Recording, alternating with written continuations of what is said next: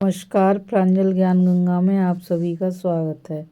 हम संक्षिप्त महाभारत का पाठ कर रहे हैं जिसमें कि शांति पर्व चल रहा है। पहले हमने कथा में युधिष्ठिर का भगवान श्री कृष्ण की आज्ञा से उनके साथ भीष्म जी के जाने के विचार की कथा को पढ़ा था। आज हम कथा में भीष्म द्वारा भगवान की स्तुति की कथा को पढ़ेंगे। राजा जन्मेजय ने पूछा, मुनिवर, बाणशैया पर पड़े हुए पितामह भीष्म जी ने किस प्रकार अपने शरीर का परित्याग किया? उस समय उन्होंने किस योग की धारणा की? वैशंपायन जी ने कहा, राजन, तुम पवित्र भाव से एकाग्रचित्त एवं सावधान होकर महात्मा भीष्म के देह त्याग का वृतांत सुनो। जब दक्षिणायन समाप्त हुआ और सूर्य उत्तर मार्ग पर आ गए, उस समय भीष्म जी ने ध्यान मग्न होकर मन को परमात्मा में लगाया। उनके आसपास अनेकों उत्तम ब्राह्मण विराजमान थे। वेदों के ज्ञाता व्यास, देवर्षि नारद विराजमान थे। वेदों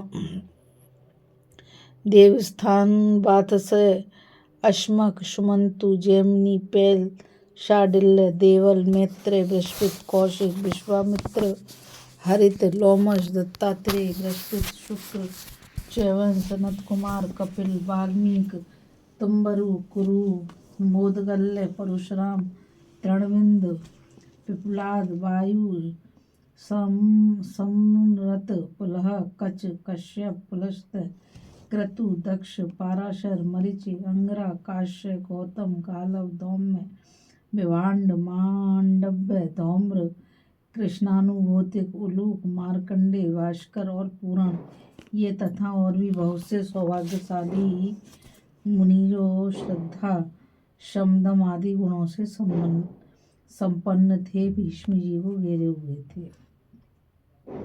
इन ऋषियों के बीच में भीष्म जी ग्रहों से घिरे हुए चंद्रमा के समान जान पड़ रहे थे। सरसैया पर पड़े पड़े वे हाथ जोड़कर पवित्र भाव से श्री कृष्ण का ध्यान करने लगे। ध्यान करते करते अत्यंत हर्ष में भर गए। उनके कंठ का स्वर स्पष्ट सुनाई देने लगा। वे संसार के स्वामी योगेश्वर भगवान वासुदेव की स्तुति करने लगे। भीष्म जी बोले, मैं श्री कृष्ण के आराधन की इच्छा से जिस वाणी का प्रयोग करना चाहता हूँ, वह विस्तृत हो या संक्षिप्त, उसे सुनकर वे पुरुषोत्तम मुझ पर प्रसन्न हों।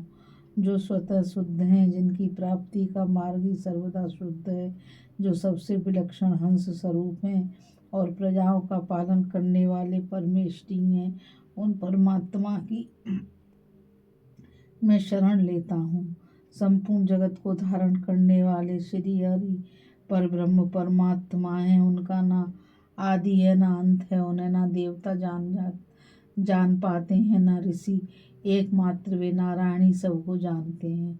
नारायण से ही ऋषि प्रकट हुए हैं। सिद्धों और बड़े बड़े नागों का भी उन्हीं से प्रादुर्भाव हुआ है।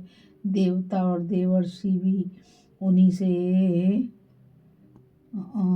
उनके विषय में इतना ही जानते हैं कि वे अविनाशी परमात्मा है। किंतु हे भगवान, नारायण कौन है, कहाँ से आए हैं, इन बातों का यथार्थ ज्ञान देव, दानव, गंधर्व, यक्ष, राक्षस और सर्पों में से किसी को नहीं है। उन्हीं में संपूर्ण प्राणी स्थित होते हैं और उन्हीं में उनका लय होता है। जैसे डोरे में मन के पिरोए होते हैं, उसी प्रकार उन भूतेश्वर परमात्मा में संपूर्ण त्रिगुणात्मक भूत पिरोए हुए हैं। भगवान कभी नष्ट न होने वाले एक तने हुए लंबे सूत के समान है। उनमें यह कारण रूप जगत उसी प्रकार गुथा हुआ है जैसे सूत में माला संपूर्ण विश्व उन्हीं के आधार पर टिका हुआ है। यह उन्हीं की रचना है। उन हरि के हजारों मस्तक, हजारों पैर तथा हजारों नेत्रें, हजारों भुजाओं, हजारों मुकुटों तथा हजारों मुखों से वे दिव्यमान रहते हैं। वे ही इस जगत के परमाधार हैं। उन्हीं को नारायण कहते हैं। वे सूक्ष्म से भी सूक्ष्म और स्थूल से भी स्थूल हैं, भारी से भारी और उत्तम से भी उत्तम हैं। वाक और अनुवाकों में, मंत्र और ब्राह्मणों में तथा कर्म और ब्रह्म का प्रतिपादन करने वाले वाक्यों में जिस सत्य का प्रतिपादन किया गया है, वह सत्कर्मा भगवान वासुदेव ही हैं। वे ही साम संजग ऋचाओं के परमार्थ तत्व में विशुद्ध अंतकरण में उनका नित्य निवास होता है। वे अपने भक्तों का सदा पालन करते रहते हैं। श्री कृष्ण बलभद्र प्रद्युम्न और अनिरुद्ध इन 4 स्वरूपों में वे ही प्रकट होते हैं और भक्तजन उक्त 4 दिव्य नामों से उन्हीं की पूजा किया करते हैं। भगवान वासुदेव की ही प्रसन्नता के लिए नित्य तप का अनुष्ठान किया जाता है। वे ही सबके भीतर विराजमान है। वे सबके आत्मा, सबको जानने वाले, सर्वस्वरूप एवं सबको संपन्न करने वाले हैं। जैसे अरणि अग्नि प्रकट करती है, उसी प्रकार देव की देवी ने इस भूमंडल पर रहने वाले ब्राह्मणों, वेदों और यज्ञों की रक्षा के लिए, जिन्हें वासुदेव के सकाश से प्रकट किया था, संपूर्ण कामनाओं का त्याग कर अनन्य भाव से स्थित रहने वाला साधक मोक्ष के उद्देश्य से अपने विशुद्ध अंतकरण में जिन शुद्ध बुद्ध आत्मा रूप गोविंद का ज्ञान दृष्टि से साक्षात्कार करता है, जिनका पराक्रम इंद्र और वायु से बहुत बढ़कर है, जिनके तेज के सामने सूर्य की कोई हस्ती नहीं है और जिनके स्वरूप तक मनुष्य के मन, बुद्धि तथा इंद्रियों की पहुँच नहीं हो पाती, उन प्रजापालक परमेश्वर की मैं शरण लेता हूँ। पुराणों में जिनका पुरुष नाम से वर्णन किया गया है, जो युगों के आरंभ, ब्रह्म और युगांत के समय संकर्षण कहे गए हैं, उन उपासनीय परमेश्वर की मैं उपासना करता हूँ, जो एक होकर भी अनेक रूपों में प्रकट हुए हैं, समस्त कामनाओं को पूर्ण करने वाले हैं, यज्ञ आदि कर्मों में लगे हुए अनन्य भक्त जिन परमात्मा का यजन करते हैं, जिन्हें संसार का कोषागार कहते हैं, जिनमें ही संपूर्ण प्रजाएं स्थित हैं, पानी के ऊपर तैरने वाले जल पक्षियों की तरह, जिनके ही ऊपर इस संपूर्ण जगत की चेष्टाएं हो रही हैं, जो परमार्थ असत से विलक्षण हैं, जिनका आदि मध्य और अंत नहीं है, जिन्हें न देवता ठीक ठीक जानते हैं, न ऋषि देवता, असुर, गंधर्व, सिद्ध ऋषि तथा नागगण जिनकी सदा पूजा किया करते हैं, जो संसार रूपी दुख से छुड़ाने के लिए सबसे बड़ी औषधि हैं, जो जन्म मरण से परे स्वयंभू एवं सनातन देवता हैं, तथा जो इन नेत्रों और बुद्धि की पहुँच के बाहर हैं, उन भगवान नारायण की मैं शरण हूँ, जो इस विश्व के विधाता और चराचर जगत के स्वामी हैं, जिन्हें संसार का साक्षी तथा अविनाशी परम पद कहते हैं, उन परमात्मा की मैं शरण ग्रहण करता हूँ, जो स्वर्ण के समान कांति वाले और दैत्यों के संहारक हैं, एक होने पर भी, जिन्हें अदिति देवी ने अपने गर्भ से 12 आदित्यों के रूप में प्रकट किया, उन सूर्य स्वरूप परमेश्वर को नमस्कार है, जो अपनी अमृतमयी कलाओं से शुक्ल पक्ष में देवताओं को और कृष्ण पक्ष में पितरों को तृप्त करते हैं, तथा जो संपूर्ण दिनों के राजा हैं, उन चंद्रमा के रूप में प्रकट हुए परमात्मा को प्रणाम है, जो अज्ञान में महान अंधकार से परे और ज्ञान लोक से अत्यंत प्रकाशित होने वाले आत्माएं हैं, जिन्हें जान लेने पर मनुष्य मौत के चंगुल से छूट जाता है, उनके रूप परमेश्वर को नमस्कार है। उक्त नामक बहत यज्ञ के समय अग्न्याय धान काल में तथा महायाग में ब्राह्मण वृंद, जिनका ब्रह्मा के रूप में स्तवन करते हैं, उन वेद भगवान को नमस्कार है। ऋग्वेद, यजुर्वेद तथा सामवेद जिनके आश्रय हैं, 5 प्रकार का अविष्य जिनका स्वरूप है, गायत्री आदि छंद जिसके 7 तंतु हैं, उस यज्ञ के रूप में प्रकट हुए परमात्मा को प्रणाम है। 4 4 2 5 और 2 अक्षरों वाले मंत्रों से जिन्हें अविष्य अर्पण किया जाता है, उन होम स्वरूप परमेश्वर को नमस्कार है, जो यजुः नामक धारण करने वाले वेद रूपी पुरुष हैं।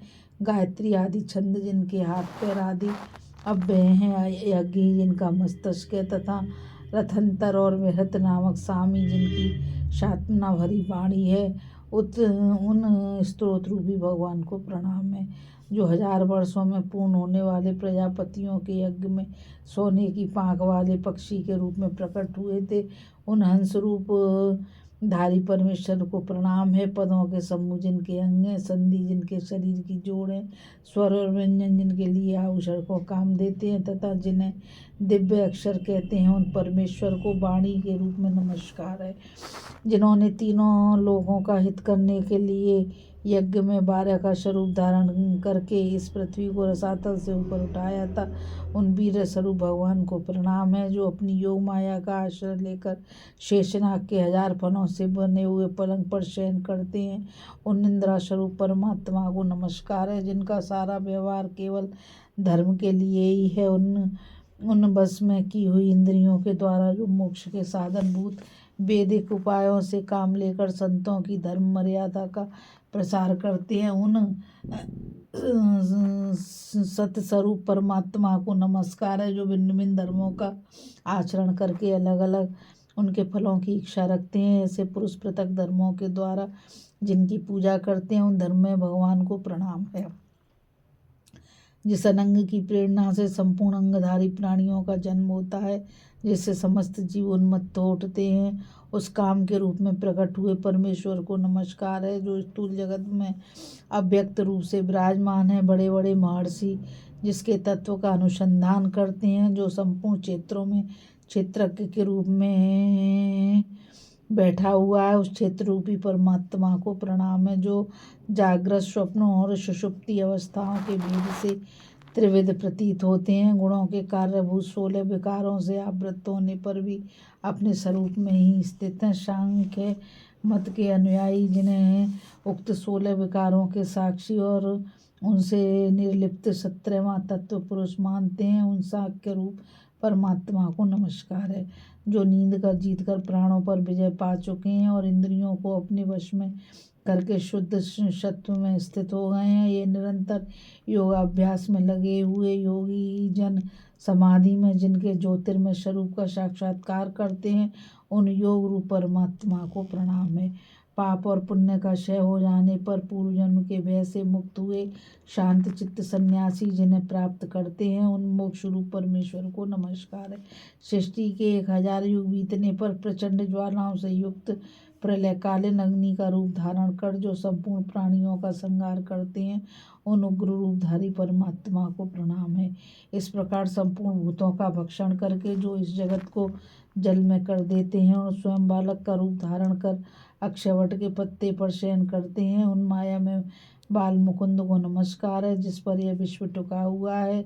वह ब्रह्मांड कमल जिन पुंडरीकाक्ष भगवान की नाभि से प्रकट हुआ है, उन कमल रूपधारी परमेश्वर को प्रणाम है, जिनके हजारों मस्तक हैं, जो अंतर्यामी रूप से सबके भीतर विराजमान है, जिनका स्वरूप किसी सीमा में आबद्ध नहीं है, जो चारों समुद्रों के मिलने से एकावर्ण हो जाने पर योग निंद्रा का आश्रय लेकर शयन करते हैं, उन योग निंद्रा रूप भगवान को नमस्कार है, जिनके मस्तक के बालों की जगह मेघ है, शरीर की संधियों में नदियाँ और उदर में चारों समुद्र हैं, उन जल रूपी परमात्मा को प्रणाम है। सृष्टि और प्रलय रूप समस्त विकार जिससे उत्पन्न होते हैं और जिनमें ही सबका लय होता है, उन कारण रूप परमेश्वर को नमस्कार है, जो रात में भी बैठे होते हैं और दिन के समय साक्षी रूप में स्थित रहते हैं, तथा जो सदा ही सबके भले बुरे को देखते रहते हैं, उन दृष्टा रूपी परमात्मा को प्रणाम है, जिन्हें कोई भी काम करने में रुकावट नहीं होती, जो धर्म का काम करने को सर्वदा उदत रहते हैं, तथा जो बैकुंठ धाम के स्वरूप हैं, उन कार्य रूप भगवान को नमस्कार है, जिन्होंने धर्मात्मा होकर भी क्रोध में भरकर धर्म के गौरव का उल्लंघन करने वाले क्षत्रिय समाज का युद्ध में 21 बार संहार किया। कठोरता का अभिनय करने वाले उन भगवान परशुराम को प्रणाम है, जो प्रत्येक शरीर के भीतर वायु रूप में स्थित हो अपने को प्राण अपान आदि 5 स्वरूपों में विभक्त करके संपूर्ण प्राणियों को क्रियाशील बनाते हैं, उन वायु रूप परमेश्वर को नमस्कार है, जो प्रत्येक युग में योग माया के बल से अवतार धारण करके और मास ऋतु अयन तथा वर्षों के द्वारा सृष्टि और प्रलय करते रहते हैं, उन काल रूप परमात्मा को प्रणाम है। ब्राह्मण जिनके मुख हैं, संपूर्ण क्षत्रिय जाति भुजा है, वैश्य जंग एवं उदर शूद्र जिनके चरणों के आश्रित है, उन चातुर्वर्ण रूप परमेश्वर को नमस्कार है। अग्नि जिनका मुख है, स्वर्ग मस्तक है, आकाश नाभि है, पृथ्वी पैर है, सूर्य नेत्र है और दिशाएं कान है, उन लोक रूप परमात्मा को प्रणाम है, जो काल से परे हैं और यज्ञ भी परे हैं और परे से भी अत्यंत परे हैं, जो संपूर्ण विश्व के आदि हैं, किंतु जिनका आदि कोई भी नहीं है, उन विश्वात्मा परमेश्वर को नमस्कार है। वैशेषिक दर्शन में बताए हुए रूप रस आदि गुणों के द्वारा आकृष्ट हो जो विषयों के सेवन में प्रवृत्त हो रहे हैं, उनकी उन विषयों की आसक्ति से जो रक्षा करने वाले हैं, उन रक्षा रूप परमात्मा को प्रणाम है, जो अन्न रूपी ईंधन को पाकर शरीर के भीतर रस और प्राण शक्ति को बढ़ाते हैं तथा संपूर्ण प्राणियों को धारण करते हैं। उन परमात्मा परमेश्वर को नमस्कार है, जो अन्न रूपी ईंधन को पाकर शरीर के भीतर रस और प्राण शक्ति को बढ़ाते हैं तथा संपूर्ण प्राणियों को धारण करते हैं। उन परमात्मा परमेश्वर को नमस्कार है। प्राणों की रक्षा के लिए जो भक्ष्य भोज्य चौशलेह 4 प्रकार के अन्नों का भोग लगाते हैं और स्वयं पेट के भीतर अग्नि रूप में स्थित भोजन को पचाते हैं, उन पाक रूप परमेश्वर को प्रणाम है, जिनका नरसिंह रूप दानवराज हिरण्यकश्यप का अंत करने वाला था। उस समय जिनके नेत्र और कंधे के बाल पीले दिखाई पड़ते थे, बड़ी बड़ी डाढ़ें और नखी जिनके आयुध थे, उन दर्प रूपधारी भगवान नरसिंह को प्रणाम है, जिन्हें न देवता न गंधर्व न दैत्य न दानवी ठीक ठीक जान पाते हैं। उन सूक्ष्म स्वरूप परमात्मा को नमस्कार है, जो सर्वव्यापक श्रीमान अनंत नामक शेषनाग के रूप में रसातल में रहकर संपूर्ण जगत को अपने मस्तिष्क पर धारण करते हैं। उन वीर रूप परमेश्वर को प्रणाम है, जो सृष्टि परंपरा की रक्षा के लिए संपूर्ण प्राणियों को इसने पाश में बांधकर मोह में डाले रखते हैं। उन मोह रूप भगवान को नमस्कार है। अन्नमय आदि 5 कोशों में स्थित आंतरतम आत्मा का ज्ञान होने के पश्चात विशुद्ध बोध के द्वारा विद्वान पुरुष जिन्हें प्राप्त करते हैं, उन ज्ञान स्वरूप पर ब्रह्म को प्रणाम है, जिनका स्वरूप किसी प्रमाण का विषय नहीं है, जिनके बुद्धि रूपी नेत्र सब ओर व्याप्त हो रहे हैं तथा जिनके भीतर अनंत विषयों का समावेश है। उन दिव्यात्मा परमेश्वर को नमस्कार है, जो जटा और दंड धारण करते हैं, लंबोदर शरीर वाले हैं तथा जिनका कमंडल ही तुरीण का काम देता है। उन ब्रह्मा जी के रूप में भगवान को प्रणाम है, जो त्रिशूल धारण करने वाले और देवताओं के स्वामी हैं, जिनके 3 नेत्र हैं, जो महात्मा हैं तथा जिन्होंने अपने शरीर पर विभूति रमा रखी है। उन रुद्र रूप परमेश्वर को नमस्कार है, जिनके मस्तिष्क पर अर्धचंद्र का मुकुट और शरीर पर सर्प का यज्ञोपवीत शोभा दे रहा है, जो अपने हाथ में पिनाक और त्रिशूल धारण करते हैं। उन उग्र रूपधारी भगवान शंकर को प्रणाम है, जो संपूर्ण प्राणियों के आत्मा और उनके जन्म मृत्यु के कारण है, जिनमें क्रोध द्रोह और मोह का सर्वथा अभाव है। उन शांतात्मा परमेश्वर को नमस्कार है, जिनके भीतर सब कुछ रहता है, जिनसे सब उत्पन्न होता है, जो स्वयं ही सर्व स्वरूप हैं, सब और व्यापक हो रहे हैं और सर्व में। उन सर्वात्मा को प्रणाम है। इस विश्व की रचना करने वाले परमेश्वर आपको प्रणाम है। विश्व के आत्मा और विश्व की उत्पत्ति के स्थानभूत जगदीश्वर आपको नमस्कार है। आप 5 भूतों से परे हैं और संपूर्ण प्राणियों के लिए मोक्ष स्वरूप ब्रह्म हैं। तीनों लोकों में व्याप्त हुए आपको नमस्कार है। त्रिभुवन से परे रहने वाले आपको प्रणाम है। संपूर्ण दिशाओं में व्यापक आप प्रभु को नमस्कार है। आप सब पदार्थों से पूर्ण भंडार हैं। संसार की उत्पत्ति करने वाले अविनाशी भगवान विष्णु आपको नमस्कार है। हर्ष के साथ सबके जन्मदाता और श्रृंगार करता है। आप किसी से पराजित नहीं होते। मैं तीनों लोकों में आपके दिव्य जन्म कर्म का रहस्य नहीं जान पाता। मैं तो तत्व दृष्टि से आपका जो सनातन रूप है उसी की ओर लक्ष्य रखता हूँ। स्वर्ग लोग आपके मस्तिष्क से, पृथ्वी देवी आपके पैरों से और तीनों लोक आपके 3 पगों से व्याप्त हैं। आप सनातन पुरुष हैं। दिशाएं आपकी भुजाएं हैं। सूर्य आपके नेत्र और प्रजापति शुक्राचार्य आपके वीर हैं। आपने ही अत्यंत तेजस्वी वायु के रूप में उसके ऊपर 7 लोगों को व्याप्त कर रखा है, जिनकी कांति अलसी के फूल की तरह सांवली है। शरीर व पीताम्बर शोभा देता है, जो अपने स्वरूप से कभी च्युत नहीं होते। उन भगवान गोविंद को जो लोग नमस्कार करते हैं उन्हें कभी भय नहीं होता। भगवान श्री कृष्ण को एक बार भी प्रणाम किया जाए तो वह 10 अश्वमेध यज्ञों के अंत में किए गए स्नान के समान फल देने वाला होता है। इसके सिवा प्रणाम में एक विशेषता है। 10 अश्वमेध करने वाले का तो पुनः इस संसार में जन्म होता है, किंतु श्री कृष्ण को प्रणाम करने वाला मनुष्य फिर भवबंधन में नहीं बंधता।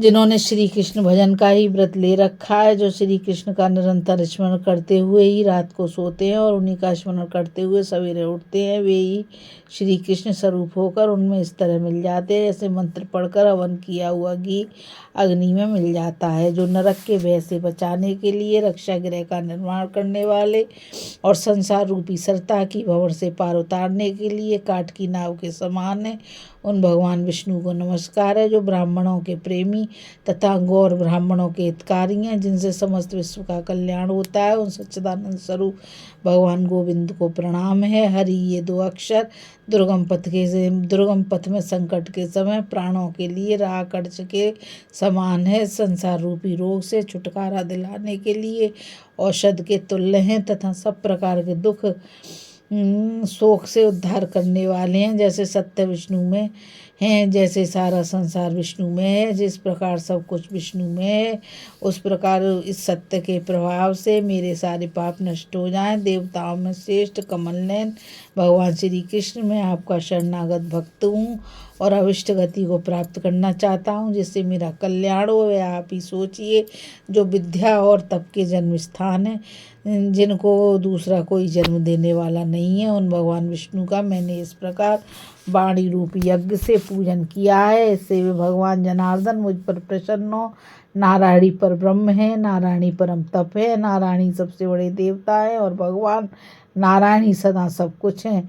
वैशंपायन जी कहते हैं, भीष्म जी का मन भगवान श्री कृष्ण में लगा हुआ था। उन्होंने ऊपर बताई हुई स्तुति करने के पश्चात नमः कृष्णा कहकर उन्हें प्रणाम किया। भगवान भी अपने योग बल से भीष्म जी की भक्ति को जानकर अव्यक्त रूप से वहाँ जा पहुँचे और उन्हें तीनों लोगों की बातों का बोध कराने वाला दिव्य ज्ञान देकर लौट गए। जब भीष्म जी का बोलना बंद हो गया, वहाँ बैठे हुए ब्रह्मवादी महर्षियों ने आंखों में आंसू भरकर गदगद कंठ से श्री कृष्ण की स्तुति की। फिर वे धीरे धीरे भीष्म जी की प्रशंसा करने लगे।